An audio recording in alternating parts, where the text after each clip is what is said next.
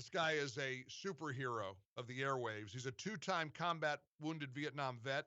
Captain Matt retired after a 25-year career in the New York City Fire Department. He was one of the first responders to the World Trade Center on 9/11. Now he's the host of the Captain's America Third Watch on our answer stations, sort of my flagship now as I became a Florida resident a few months ago here in Tampa Bay and Sarasota, AM 860 and AM 930. Let's welcome Captain Matt Bruce to the Mike Gallagher Show to talk a little bit about Hurricane Dorian. Hey, Captain, great having you on the show. How are you, my friend? I'm doing great, Mike, and welcome back to Florida.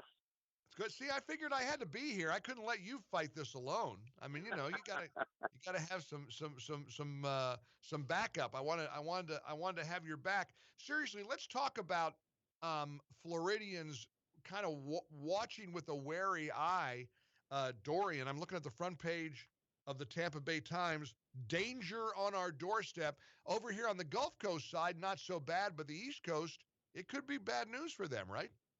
Well, absolutely. And, of course, 30 miles one way or the other could mean all the difference of whether or not we're going to see anything over here because of the fact that storm is so big. But this has been, and this is not our first rodeo down here with a storm that's been out there and wobbled around or sat there for a little while. But I can honestly say I don't think I've ever seen a storm of this intensity sit there for as long as this did, with the exception of many years ago before I was down here. Hurricane Andrew did something similar to this, and then, of course, pounded into Homestead, Florida.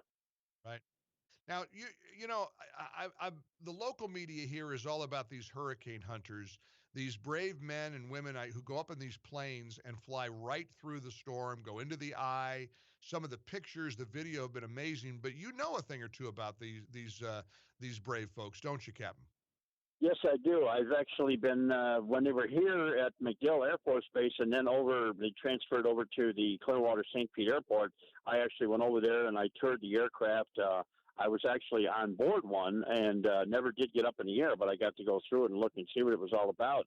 And these people that fly these hurricane hunters, I mean, they're fearless because of what they do. They've got two beautiful jets. They're now over at the Linder Airport in Lakeland. And they're doing a bang-up job because what they've been doing is one jet goes through the storm and comes back. The other one's loaded up and ready to go and goes right back out again. And they've been going back and forth, and back and forth for the last week. And it makes me worried because I know how good they are and how much technology they have at their disposal. And yet, as you pointed out, Captain, there's not even a way to tell. I don't think any of them expected Dorian to park itself over the Bahamas the way it has. And those poor people are just getting pounded. I mean, there are people who are, as we speak, still in distress. The floodwaters, the rains, the heavy winds. It's bad news right now for the Bahamas. Well, you're absolutely right, but fortunately for them, help is on the way. We've got one of the largest Coast Guard air stations in the country sitting right here in my backyard over here in St. Pete, and they are loaded up and ready to go, and they're going to be going over there with not only their fixed-wing aircraft, but their helicopters, and they will be over there sooner rather than later once they're able to get into the air and get over there. But there's Marines that are en route. There's a couple of hundred Marines that are just sitting, waiting to be able to get flown in there by the helicopter route. We've got an aircraft or amphibious assault ship that's en route with another 1,000 Marines on board. So there's going to be plenty of help. But the weather, again, this storm, imagine winds of 200 miles an hour for 2 days in a row.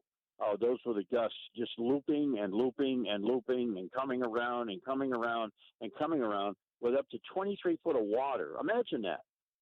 No, it's hard to believe, but as always, you're on top of it. You know what a big fan I am of your work, and I hope everybody checks out the Captain's America Third Watch on our answer stations in Tampa Bay, Sarasota, all over the country. Check him out online. This man is a real-life superhero. I love the guy. Appreciate it, Captain Matt Bruce. Great to have you check in, and let's keep an eye on this thing, and let's check in again later in the week, okay?